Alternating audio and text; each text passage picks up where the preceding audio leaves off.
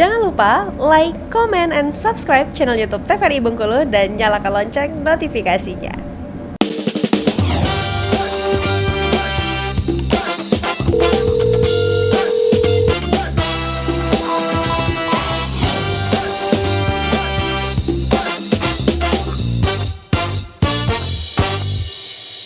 Sahabat sehat, terima kasih Anda masih bersama kami dalam Dokter Kito. Bersama Kita Sehat, tema kita kali ini membahas mengenai hepatitis. Masih bersama dengan saya, dua narasumber kita. Langsung saja kita lanjutkan pemirsa.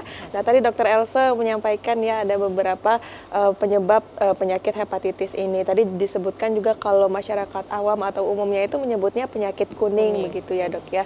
Tadi disampaikan dari penularan juga bisa, terus kemudian dari mengonsumsi minuman juga bisa. Nah, kalau misalnya dari keturunan atau genetik bisa juga itu dok. Yang biasa disebut deh sama bayi, ini ada bayinya kuning kayak gitu, itu gimana dok?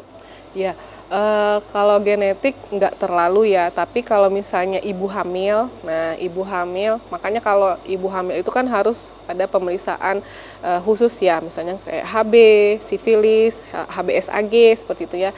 Nah, kalau ibunya ini positif hepatitis B, nah kemungkinan besar bayi yang lahir itu positif juga hepatitis B memang resikonya tinggi. Oh ya. Karena ada interaksi pada saat proses dalam kelahiran itu kandungan, ya dok? Makanya kalau ibu-ibu dari awal kehamilan sih sebenarnya langsung harus diperiksa HB, sifilis, hepatitis B, HIV harus di awal kehamilan harus tahu tuh. Wajib setiap ibu yang baru hamil gitu wajib diperiksa ya dok wajib. ya? Jadi di puskesmas pun, oh ini ibunya telat haid misalnya ya, baru tes di puskesmas plano tesnya atau tes kehamilannya baru, langsung oh oke, positif seperti itu ya, langsung cek semua yang tadi itu pemeriksaan wajib pada ibu hamil, nah baru dites semuanya. Kalau emang ada yang positif nanti treatmentnya atau terapinya sangat berbeda.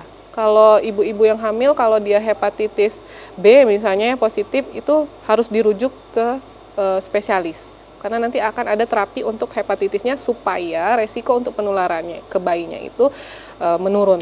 Karena memang dari statistik itu ya, misalnya 100 ibu hamil yang hepatitis B, kemungkinan 50-nya itu akan lahir dengan hepatitis bayinya, seperti itu. Baik, dilihat tadi juga karena memang hepatitis ini cenderung juga ada yang tidak ditemukan gejala ya, tiba-tiba hepatitis begitu ya dok ya. Apalagi bayi, kalau bayi dianya dengan positif hepatitis biasanya dia asimptomatik, nggak menimbulkan gejala. Nah, tadi disinggung juga bayi kuning. Iya. Nah, kalau bayi kuning itu ada lagi. Sebenarnya ada memang bayi itu fisiologisnya atau normalnya tuh dia memang kuning, tapi 2 minggu. 2 minggu tanpa dengan gejala yang lain, misalnya tanpa disertai demam atau sesak atau nggak mau menyusu seperti itu ya. Tetapi kalau dia baru lahir sudah kuning terus ditambah dengan yang penyerta lainnya, itu baru terapi. Tapi kalau dianya itu dalam 2 minggu dia itu dan semakin hari semakin berkurang, ditambah dengan berjemur, dibantu dengan berjemur, itu yang fisiologis atau normal. Jadi bayi itu dari baru lahir ada fase normalnya dia itu kuning seperti itu. Jadi begitu ya dok ya. Baik dokter, kita lanjutkan lagi dokter, silakan. Ya. Ini udah ya, kita lanjut. Banyak juga hepatitis tadi ya dok ya? Banyak. Nah, kita masuk ke jenis-jenisnya nih. Nah, ini ya macam-macam hepatitis. Jadi ada A, B, C, D, E, F, G. Nah, banyak ya. Tetapi yang paling sering atau paling banyak itu adalah A, B, dan C. Ya, hepatitis A, B, dan C. Sama-sama karena virus, namun media dan cara penularannya berbeda. Ya, oke, kita lanjut ke hepatitis A. Nih, hepatitis A disebabkan oleh virus hepatitis A. Nah, penularan hepatitis A ini yang melalui fekal oral, yaitu virus ditemukan pada tinja atau feses. Jadi bisa memang masuk melalui mulut. Ya, nah ini yang banyak.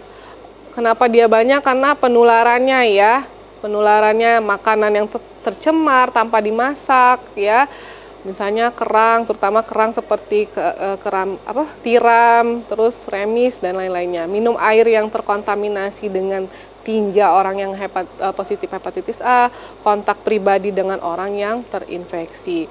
Nah, hati-hati ya. Jadi mungkin pemirsa TVRI banyak mendengar di sosial media, misalnya satu sekolah anak-anaknya hepatitis, gara-gara makanan ya. Seperti itu. Ya ada tuh Gara-gara dok minuman. yang kabarnya misalnya minuman atau berarti dari makanan dan minuman kemasan misalnya yang terkandung bahan-bahan tertentu juga bisa menyebabkan ya dok ya? Ya, berarti makanannya itu terkontaminasi dengan virus hepatitis A, ya, hati-hati seperti itu. Siapa saja yang berisiko terkena hepatitis A? Yang pertama penyedia makanan, ya, orang yang sering jajan, ya, makan makanan di luar, orang yang belum menderita hepatitis A dan belum divaksinasi terhadap penyakit ini, menghadapi resiko terjangkitnya penyakit ini, ya, jadi hati-hati. Sebenarnya sih ditambah ya orang-orang dengan tenaga kesehatan ya Mas Agung ya juga resiko. Iya resikonya tinggi juga karena berhadapan langsung ya dok. Berhadapan langsung. Hepatitis B, infeksi karena virus hepatitisnya yang B ya, penularannya melalui darah dan cairan tubuh yang berisi virus hepatitis B ya. Nah ini kalau yang tadi fekal oral, kalau yang ini melalui darah sama cairan tubuh orang yang terinfeksi hepatitis B, seperti itu ya. Cara penularannya kontak dengan darah dan cairan tubuh melalui kulit yang terbuka, artinya misalnya kulitnya luka nih, terus misalnya entah terkena cairan tubuh dari pasiennya itu ya. Kontak dengan benda-benda yang terkena darah atau cairan tubuh manusia, misalnya sikat gigi, alat cukur, atau alat perawatan penyakit diabetes. Terus melakukan hubungan seks tanpa pengaman dengan orang yang pasien yang positif hepatitis B ya, berbagi jarum saat penyuntikan obat, tertusuk jarum bekas. Oh, mungkin kalau yang tadi tenaga kesehatan nggak resiko, kalau yang ini yang hepatitis B ya. Makanya kalau sekarang alhamdulillahnya tenaga kesehatan di puskesmas ya, saya nggak tahu kalau daerah lain, kalau di Bengkulu kita sudah dapat vaksin hepatitis B. Alhamdulillah. Sudah ada vaksinnya ya dok ya. Tapi khusus untuk tenaga kesehatan dulu ya, mudah-mudahan nanti seiring berjalannya waktu semuanya bisa dapat ya semuanya. Nah siapa saja ya? Yang pertama tenaga kesehatan, bayi dengan ibu tadi ya yang kita ceritain ya, bayi dengan ibu terinfeksi hepatitis B, kontak seksual, pengguna narkoba suntik, perilaku seksual yang ganti-ganti pasangan, sama pasien hemodialisa atau pasien-pasien yang cuci darah ya. Ini yang hepatitis B. Ini hepatitis C. Dia sama ya, penularannya virus melalui darah. Kalau yang ini khusus darah. Kalau yang tadi kan ada cairan, ada juga darah ya, cairan. Nah, kalau bagaimana penularan hepatitis C ya? Biasanya orang-orang yang kayak gini ya, orang-orang yang memakai Tindik ya. Jarum suntik narkoba ya, bersama-sama membuat tato dan tindik dengan menggunakan jarum atau alat yang tidak steril, berbagi jarum suntik, penggunaan alat pribadi bersama-sama dengan orang lain seperti pisau cukur, sikat gigi, seperti itu ya. Ini yang hepatitisnya. Nah, bagaimana dengan gejala ya?